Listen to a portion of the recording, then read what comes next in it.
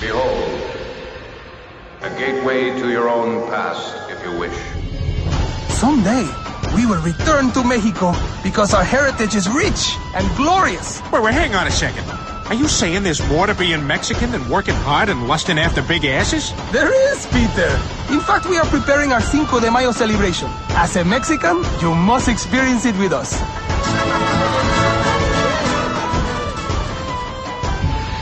History's strange, it's alien, and it won't give us what we would like to have. It's hour 3 of our Tuesday, May the 2nd, 2023 on Bill Mick Live. And if it's the 8 o'clock hour of a Tuesday, it's Dave Does History on Bill Mick Live. Dave Bowman joins us from Silverdale, Washington in an hour that's sponsored by the McPherson Financial Group. I enjoy these Tuesdays with Dave. We get a different look at history than we're used to taking, and Dave brings it in fine fashion. Dave Bowman, how in the world are you this morning, buddy? I'm good, but let's just be clear. It's not every Tuesday, because some Tuesdays I have other places to be. Well, yeah, you did have some medical things to deal with and the like, but I'm glad you're back, and I enjoy that we get to do these. And I am working my way through Sunday's What the Frock podcast with you and our buddy Rod. That's an interesting listen every week. Yeah, we had a good time this week, so there you go. It ought to be fun. Where are we going today? We're going to Cinco de Mayo today, Dave, an American holiday.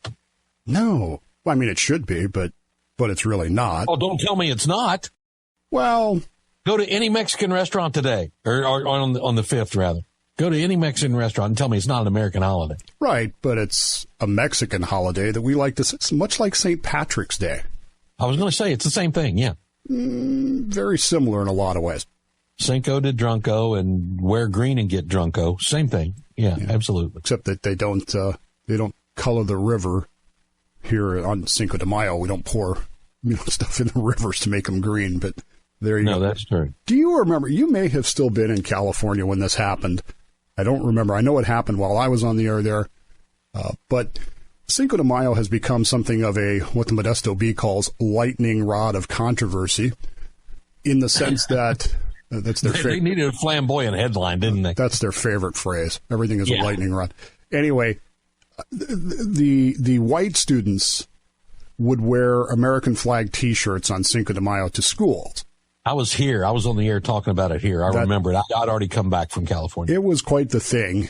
And, of course, the schools would go bananas. They would go, well, you either have to turn your T-shirt inside out, your American flag T-shirt inside out, or you have to go home, which is, of course, what the students wanted in the first place, was to be sent home. Yeah, absolutely. And, of course, the Hispanic students would get outraged, and because that's what students have learned, is that the proper response to a perceived slight is to get angry and make threats and that sort of thing. That's what we're teaching people in schools.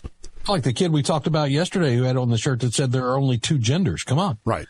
So that 12-year-old kid, and Cammie and I were actually listening to that on the way to Tacoma yesterday, and I said to her, that's how old Ben is. He's 12, and he doesn't even care about politics at all. So it was. Well, and in most of those cases are not those parent-initiated actions. Right, right. So kid just wanted to go home, in my opinion.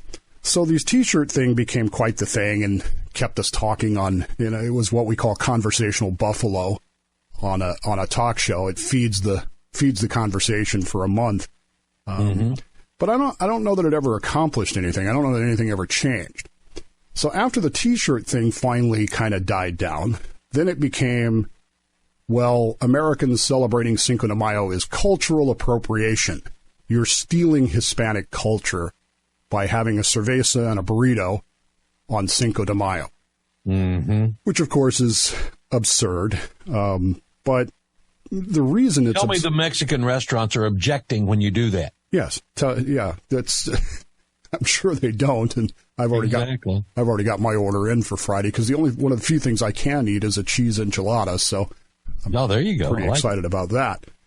But the bottom line is, all of this becomes this anger around America. I mean, it's bizarre to me how angry people get over Cinco de Mayo, because, as I've said for years, Cinco de Mayo should be celebrated in America. It should be an American holiday, because Cinco de Mayo the 5th of May, the Battle of Pueblo de Los Angeles, because that's what the name of the city was at that time, is actually arguably the day that Mexico helped the Union win the Civil War.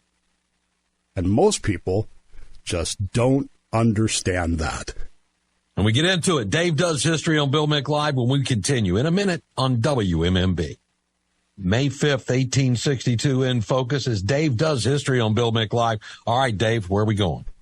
So if you were to ask most people today, what is Cinco de Mayo really all about? There's a lot of... eating tacos, getting drunk. Right. Very few people actually know what Cinco de Mayo really is. Certainly outside of Mexico. And Mexicans don't care about it as much, right? They don't really pay attention to this. They did for many, many years. And in fact, they still do. There's still, to this day, a big celebration just outside of Mexico City where they reenact the battle and they celebrate those things. But yes, in more recent years, it has become, particularly since the 60s, it's become more a celebration of Hispanic culture, which I don't have a problem with. No, not at all. The same thing happened with St. Patrick's Day. St. Patrick's Day is supposed to be a celebration about Christianity arriving in Ireland. And you know what? I've participated in a few St. Patrick's Day, and I'm pretty sure that one of the things that never comes up on St. Patrick's Day is Christianity coming to Ireland. You might get the snakes being driven out, but very little actual Christianity involved with that. In the same way, the Cinco de Mayo celebrations, which once were very prideful, very celebratory about the victory on the 5th of May, have really become more about a cultural celebration, which is unfortunate because that's how you end up with students wearing T-shirts and things being thrown and accusations of cultural appropriation and those sorts of things, because nobody really understands what happened on May 5th, 1862. That was a long time ago, Bill. It was. What else was going on in May of 1862? Anybody know? We were a year and a month away from my native land being named an official state of the Union, officially or unofficially. Ooh, that's an interesting thing because, Bill, if Mexico doesn't win the battle on May 5th, 1862, the Battle of Pueblo de Los Angeles, there is no West Virginia. I'd be a Virginian? You would be a Virginian. Darn, don't want that. So it's important then that we understand this, and it's important that we understand what's going on. We're in the middle of the Civil War. We're a year into the Civil War in the United States of America. We're kind of busy. And Europe has taken notice of this. As you know, many of the European countries are leaning south. England in particular they're sending commissioners to the Confederacy. They're not sucking up to the Confederacy, but they want that cotton. And they need that cotton. And they can't get that from the North, the Union. They can only get that from the South, the Confederacy. So it's resource-driven. It's resource-driven, and these European nations, which have all banned slavery, by the way, are willing to compromise their values for cotton. So they're willing to tolerate Southern slavery if they get what they need economically. So they see the American Civil War as an opportunity. They see it as a chance to violate the Monroe Doctrine. Anybody remember that? The Monroe Doctrine? Bueller? Lay it on us, Dave. Bueller. In 1830, 20-something, President James Monroe put out a Monroe Doctrine, which basically said European countries will stay out of North America, period. This is our sphere of influence. These American continents, by the free and independent condition which they have assumed and maintained, are henceforth not to be considered as subjects for future colonization by European powers. In other words, he said, you can have your European Union, go do what you want. Right, but stay out of the Americas. Now, imagine the United States under James Monroe, this very young country, basically telling these European powers, stay out. They didn't take it very seriously. Mm-hmm. They kind of said, well, what are you going to do about it? Neener, neener, neener. Mm-hmm. And so when the American Civil War comes along, a confluence of circumstances leads to a situation in which Mexico owes France, Spain, and England quite a bit of money. And the president of Mexico announces early on in 1861 that he is canceling debt interest payments. In other words, in modern terms, he announces that we're, the debt ceiling, we're defaulting on the debt ceiling. And England, France, and Spain decide that this is the opportunity to not just lean south, but to actually move south. So they want to get physically involved here. They don't want to, Bill. They do. Ooh. And we'll see where it all takes us as we continue with Dave Does History on Bill Mick Live. Look forward to where the tale takes us and why Cinco de Mayo ought to be an American holiday. Stay with us. It's Bill Mick Live on WMMB.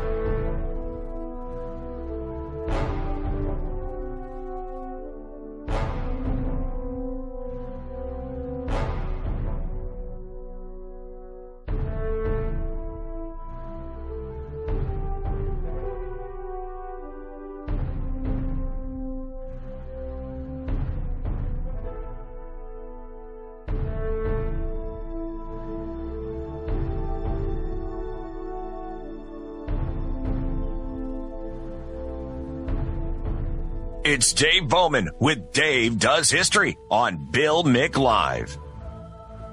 The McPherson Financial Group bringing you the hour. Nice to have you along with us on 92.7 FM WMMB. Learning something we didn't know about Cinco de Mayo. Or maybe we did, but Dave Bowman has the skinny for us. Hey, Dave, where are we going now, man? So when we left you, James Monroe had established the Monroe Doctrine. But during the American Civil War, because America was busy, distracted, and European powers like Spain, France, England didn't really pay much attention to that anyway. They saw an opportunity. And in 1861, July of 1861, which is just right around the time of the Battle of Bull Run, Mexico issued an announcement, a 2-year moratorium on interest payments on loans from European powers. Now, essentially, basically what they're saying is we're defaulting on our debt ceiling, and for 2 years we're not going to make any payments. Now, this causes Spain, France, and England to say to themselves, well, the United States can't do anything about it right now, so let's go invade Mexico. And the three countries together sail over to Mexico. Spain, a concerted effort or individually on their own, each? No, they're united, but I wouldn't call them allied, but they're cooperating. How's that? Okay. Spain seizes Veracruz. No joint command here, right? Right. No, there's nothing like that. Okay. Spain seizes Veracruz. They sail into the harbor there and say, we're in charge now. The British and French arrive around the same time. Their armies are on their ships. Their representatives get off the ships. They present a bill of claims to the Mexican government and say, this is what we want. And if we don't get what we want, we're going to unload these troops and start, getting what we want, which is a new government in Mexico that is friendly to European countries that will pay its, debts to us because that's what this is all about. And, oh, by the way, they've charged the credit-worthy Mexicans more money to pay this off? Just thinking outside the box. Well, here. wouldn't you charge the Colombians more? Well, Colombia wasn't a country yet. Maybe Brazil more, so that Mexico could get let's do that. Yeah, you could do that, I guess. Works in 2023, apparently. But in any case, there comes a moment here in January. That's in January of 62. By April of 1862. It's clear that the negotiations are breaking down. And the reason the negotiations are breaking down is because while England and Spain are actually negotiating, they're actually saying, look, we don't want to invade you. All we want's our money or some arrangement. But France, you know those French people, right?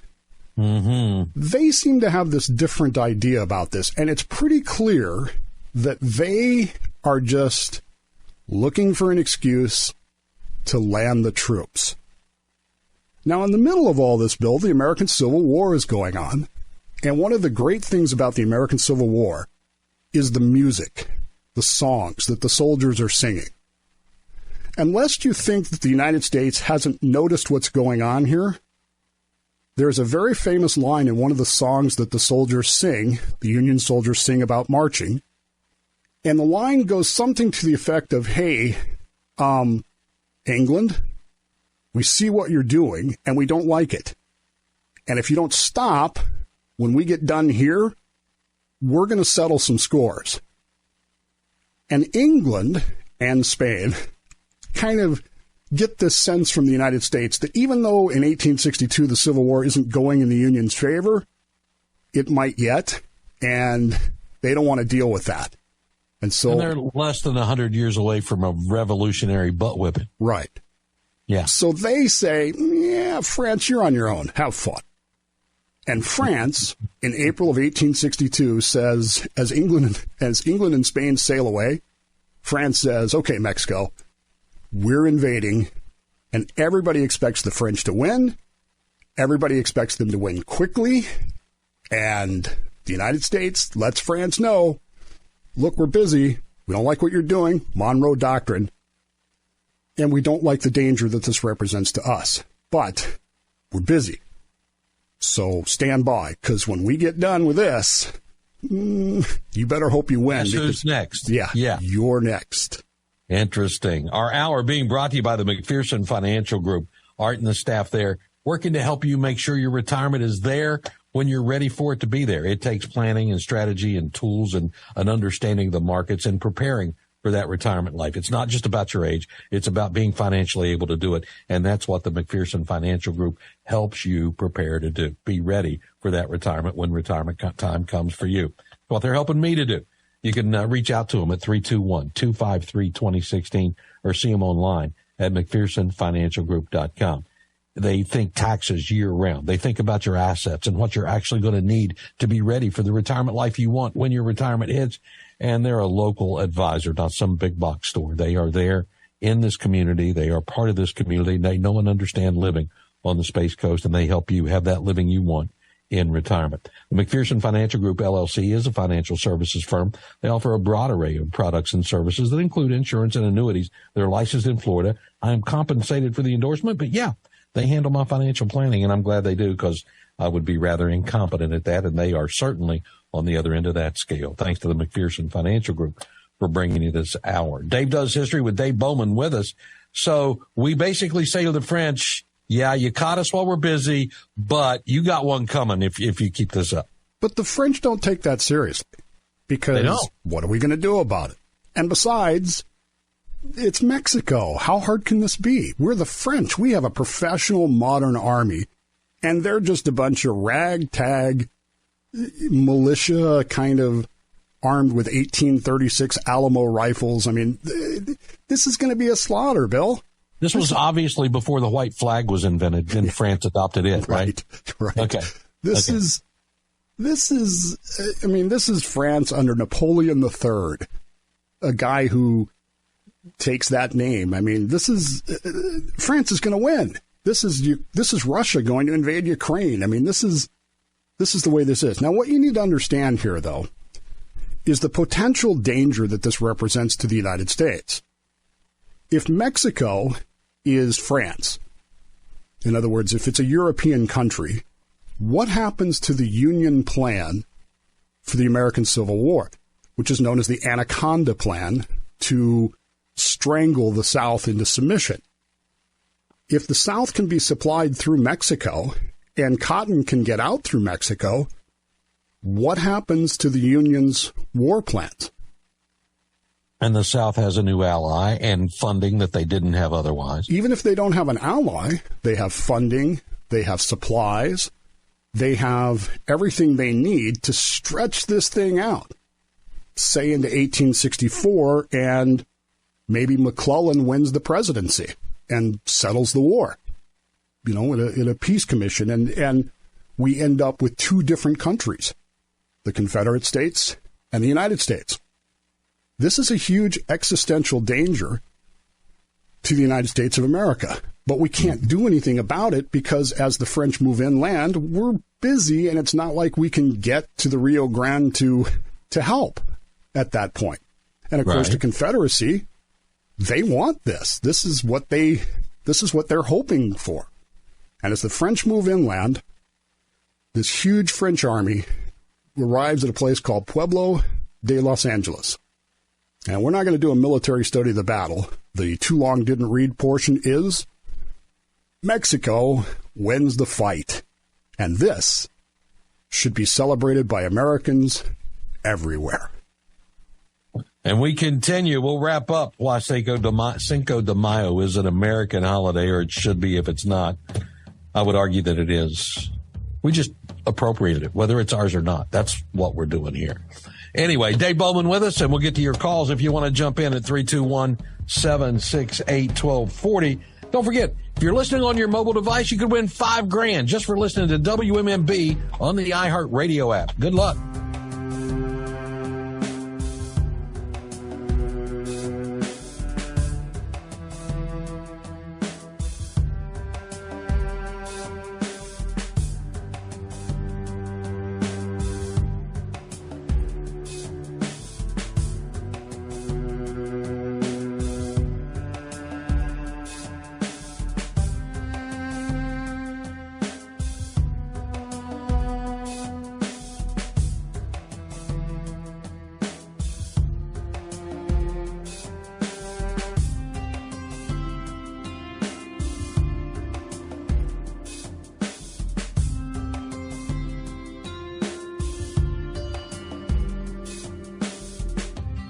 Find our podcasts on the iHeartRadio app or the podcast section at BillMick.com. The McPherson Financial Group bringing you this final hour of a Tuesday, an hour in which Dave does history on Bill Mick Live. Dave Bowman with us from Silverdale, Washington, where it's still in the 5 a.m. hour out there, you poor guy. But he's been up and with us for most of the show today, and I appreciate you do that, Dave. It's good to have you along here, pal. So the Mexicans win the Battle of Pueblo de Los Angeles. Yes, they do. Anywhere near the actual Los Angeles as we know it? No, it's not our Los Angeles, but at any rate, they upset the French, and the French are stunned by this. And maybe, Bill, this is where they first break out. They don't quite break out the white flag, but they do run away, which is great. Okay. This little tiny ragtag Mexican army defeats this professional, huge French army. They run away. Now, in military significance, this battle is not that big of a deal. But what it does is it motivates, excites, and raises the morale of the Mexican government and the Mexican army. Even though the French eventually take Mexico City, they eventually push the Mexican government all the way up against the Rio Grande, they never actually defeat them. They never actually take over the entire land. Which means that because this Mexican government is being supported by, friendly with the Union government, the Lincoln government, you can't get those supplies through to the Confederacy. You can't, do those things. The Anaconda Plan still takes effect, and the United States cooperates with the Mexican government to continue to annoy the French, which is the greatest thing in the world. Anything that annoys the French is great as far as I'm concerned. And usually it doesn't take much effort. No. Yeah. The French, to their, they decide to call it the Second Empire of Mexico. They dig up some Habsburg prince from Europe. They send him over there and name him Emperor Maximilian, put him in charge. All the European countries recognize the new Mexican empire under Maximilian, but the United States says, no, we're not playing your game. Did we not tell you at one point we would be paying attention here? Yes, we did. And eventually, the American Civil War ends. The United States loans the Mexican government $30 million in 1866 dollars, which they then rearm their country with stuff they buy from us after the American Civil War. They retake their country. They execute Emperor Maximilian. And all this is because the French were delayed and defeated at the Battle of Puebla on May 5th of 1862. Now jump ahead a few years. March 1933, President Roosevelt announces something called the Good Neighbor Policy. And as part of this Good Neighbor Policy, he digs up this story of how Mexico helped us win the Civil War on Cinco de Mayo. And he begins to promote Cinco de Mayo here in the United States. And so did he tell the story accurately at the time? Pretty much. Kinda? Pretty much. Yeah. Okay. And he reminds Americans that, hey, they're on our side. We should be friends with them. We're Norte Americanos. Let's celebrate. And while Cinco de Mayo has lost much of that meaning and much of that history, I'm here to remind you that May 5th, 1862, Cinco de Mayo, was the day that Mexico helped us win the American Civil War. So, let's drink a drink to Generalissimo Zaragoza, the Mexican army, and their victory at the Battle of Puebla. Dave does history. We come back in 60 seconds on Bill Mick Live. 321-768-1240 if you want to weigh in with Dave Bowman and kick around a little Cinco de Mayo remembrance. You're more than welcome to do that. So, Dave, June 20th of 1863. So on June 20th, when we celebrate West Virginia Day, as all good West Virginians do, we should be celebrating. You are mispronouncing. You should be, but you're mispronouncing that, Bill, and I'm stunned by that. What? You're mispronouncing the name of that state. Oh yeah? Isn't it West by God, Virginia?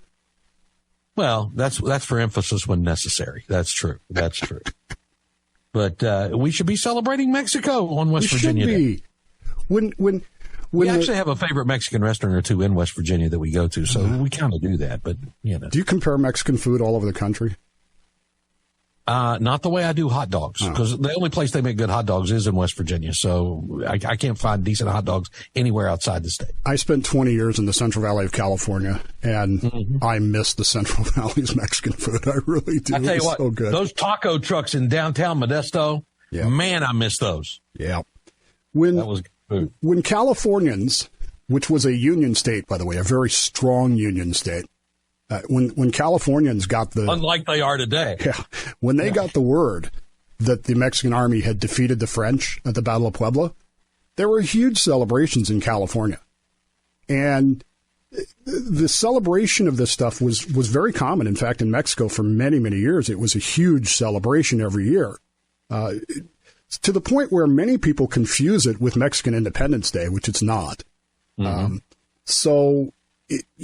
don't even have, I'm not sure that we have anything like that in the United States where we celebrate a specific battle that we won.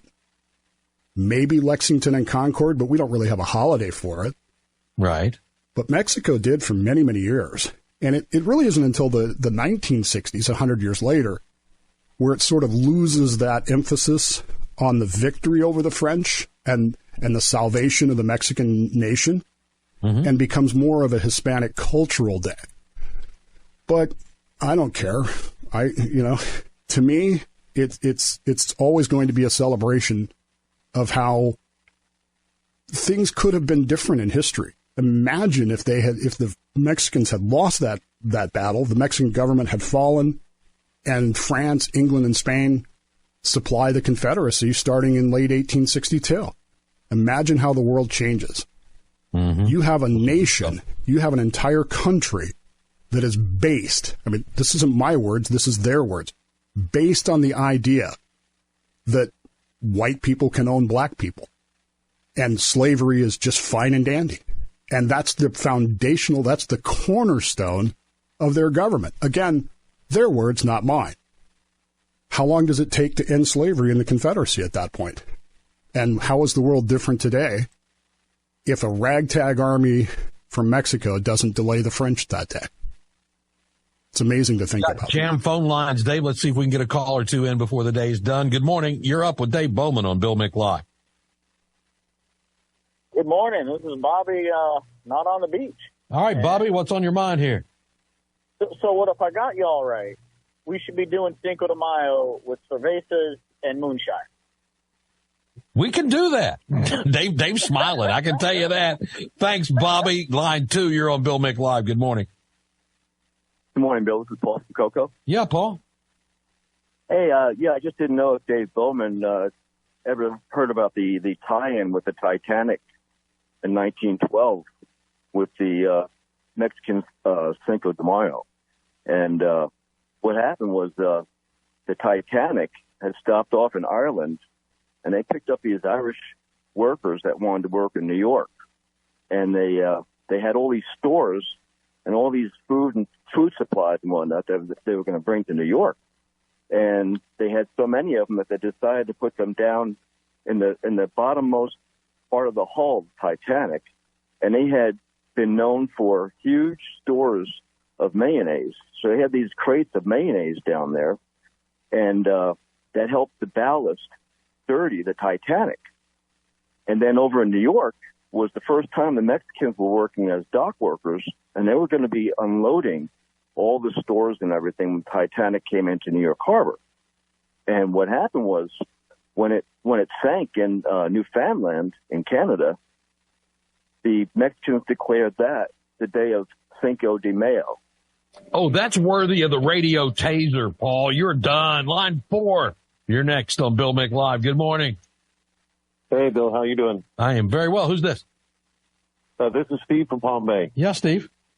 Hey, I just wanted to say thank you, Dave, because I miss Paul Harvey.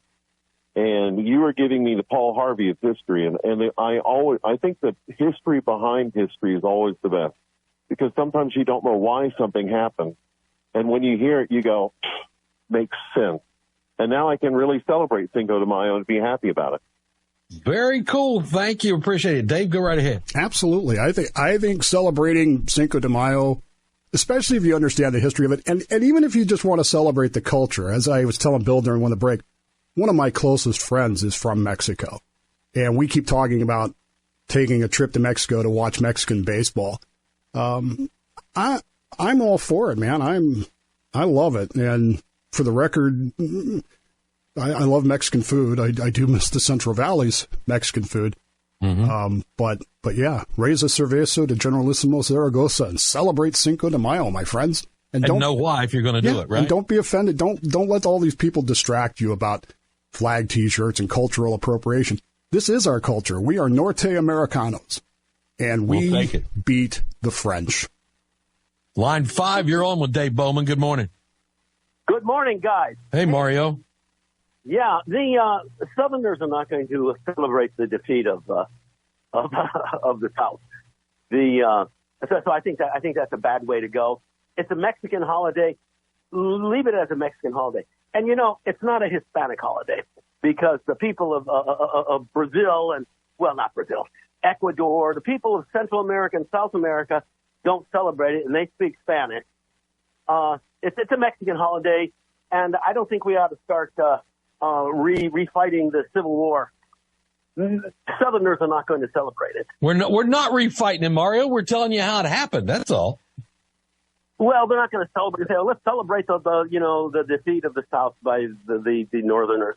They're not going to do it. Southerners won't do it. All right, we moved to line 1. Good morning. You're next on Bill Mick Live. Tell me what's on your mind. States' rights, not slavery. Not the battle we're talking today, but I'm glad you got a hold of us. Dave, so you had to start the Civil War thing, didn't you, Dave? You just had to go there. I didn't start it. Yeah. I didn't start it, but my great-granddaddy helped end it. Oh, there you go. Exactly right. Another interesting day at Dave Does History. You got anything in mind for next week, Dave? Or are you traveling next week? You're traveling sometime. I'm here next week. We don't actually leave until mid-May, but But no, I don't have a clue what we're doing yet. Man, you know this. You know I don't plan that far in advance. Yeah. It's all he does is plan. It's all, his life is research. Dave Bowman, always fun when we do Dave Does History. Thank you, my friend. I appreciate it. And we will talk next week. You're welcome. You can email me, Dave at thedavebowmanshow.com, or text me 209-565-DAVE. Very good. And Dave's podcast linked up for you, BillMick.com. I've shared it on the WMMB Facebook page. Thanks to the McPherson Financial Group for the hour. Dave's podcast and ours on the iHeartRadio app.